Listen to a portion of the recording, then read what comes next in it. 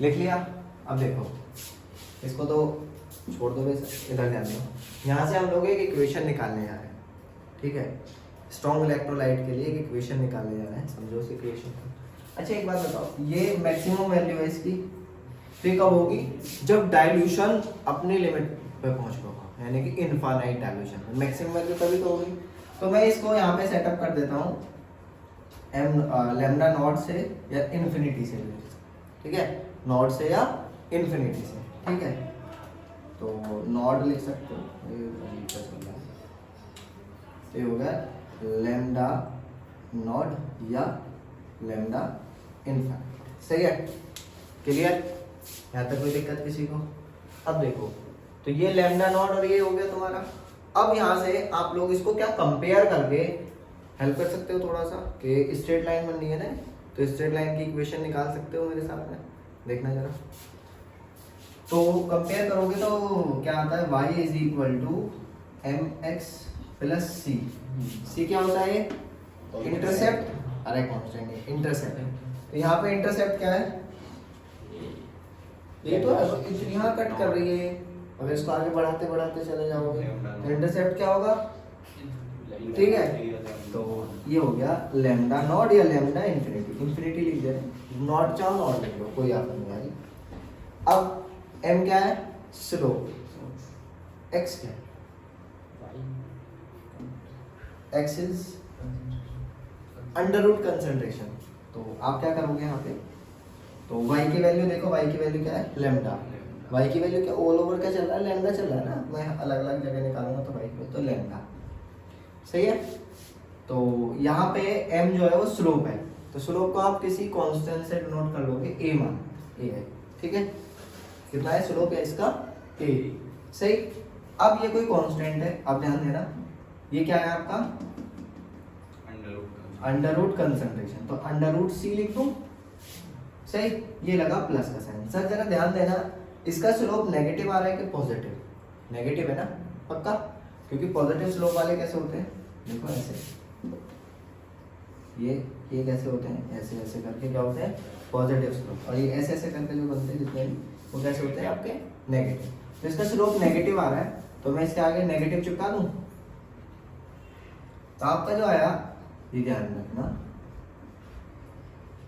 Lambda minus A under root सी, ये चीज, सही है। तो आप किसी भी कंसंट्रेशन पे इसका यूज करके स्ट्रॉन्ग इलेक्ट्रोलाइट के लिए क्या कंडक्टेंस निकाल सकते हैं, कंडक्टिविटी आपकी आ जाएगी। ये कौन सी कंडक्टिविटी? मोलर भी हो सकती है और इक्विवेलेंट। ध्यान रखना कौन कौन सी, दोनों पॉसिबल। तो मैंने यहाँ पे ना तो m लिखा ना e लिखा, क्योंकि दोनों के लिए वैलिड। अगर मैं इस ग्राफ में क्या करूँ, e लिख दूं तो यहाँ पे क्या आ जाएगा? e आ जाएगा भाई, ठीक है। और अगर मैं यहाँ पे क्या करूँ, m लिख दूं तो क्या आ जाएगा? mm आ जाएगा। तो कंफ्यूज होने की वाली बात नहीं है, आपको पता होना चाहिए बस, सही। दो तरीके की पड़ी, कोई चीज फिट कर दो, समझ में आ गया?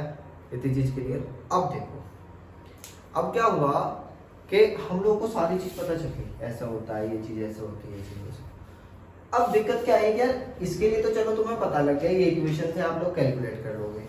इसके लिए कैसे करोगे? इसके लिए एक साइंटिस्ट है, काउलॉज। कौन से? काउलॉज। तो आपका नेक्स्ट टॉपिक हो गया कौन सा? काउलॉज, ठीक है। अजीब सा नाम, ठीक है, सम काउलॉज लॉ। क्यों पढ़ा रहे हैं हमें, क्या जरूरत आ रही है इनकी, सही है। तो वीक इलेक्ट्रोलाइट्स के लिए काउलॉज ने मेहनत करी और इतनी आसान सी चीज दी, देखना बहुत आसान था। एक बात बताओ, यहाँ पे जो कंडक्टेंस या कंडक्टिविटी है वो किसकी वजह से? क्या नेगेटिव चार्ज की वजह से, क्या पॉजिटिव चार्ज की वजह से, या दोनों की वजह से? दोनों की वजह से। इसका मतलब जितना नेगेटिव मूव करेगा उतना पॉजिटिव मूव करेगा, तो कंडक्टिविटी क्या होगी? अगर दोनों ज्यादा मूव करेंगे तो कंडक्टिविटी ज्यादा हो जाएगी, सही है। तो इसका मतलब क्या हुआ, दोनों की वजह से कंडक्टिविटी है, तो जो टोटल कंडक्टिविटी आएगी वो मैं बोल दूं the sum of the conductivity of cation plus anion. तो इन्होंने ये लॉ दिया, इतना सा इनका लॉ था, खत्म हो गया। पर इस पे क्वेश्चन जो है वो अच्छा खासा, सही है। तो आप लोग काउलॉज लॉ लिख लो, हेडिंग डाल लो। तो इसमें लिख सकते हो क्या, सीधा सीधा, ठीक है। क्या लिखोगे सीधा सीधा? के ए, क्या है स्पेलिंग? के KHA KOHL भाई तुम तो स्पेलिंग में बदल लो पापा। KOHLRAUSCH KOHLRAUSCH।